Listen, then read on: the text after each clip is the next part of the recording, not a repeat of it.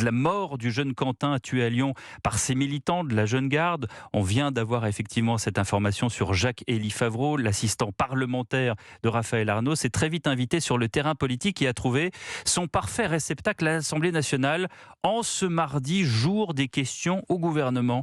Les députés ont alerté sur la menace de l'ultra-gauche, ses liens politiques à la France insoumise.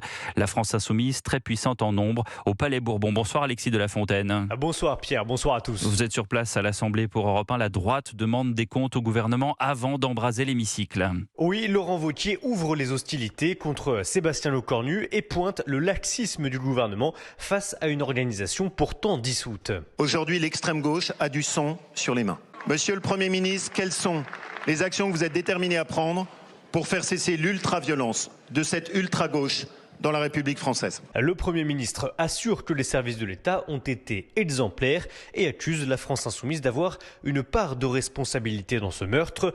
Touchée, Mathilde Panot tente de se défausser. Faire peser sur notre groupe une responsabilité morale imaginaire ne parviendra pas à éclipser votre réelle responsabilité politique. Sébastien Lecornu ne tolère pas ce renversement de l'accusation. Ce que vous venez de faire est absolument ignoble et abject. Pourquoi tout le monde doute de votre sincérité et pourquoi personne ne veut vous croire? Tout simplement parce qu'il est temps que vous fassiez le ménage, Madame la Présidente Panot. Raphaël Arnaud et son assistant parlementaire, accusés d'avoir participé au meurtre de Quentin, restent bien silencieux, cachés loin des caméras.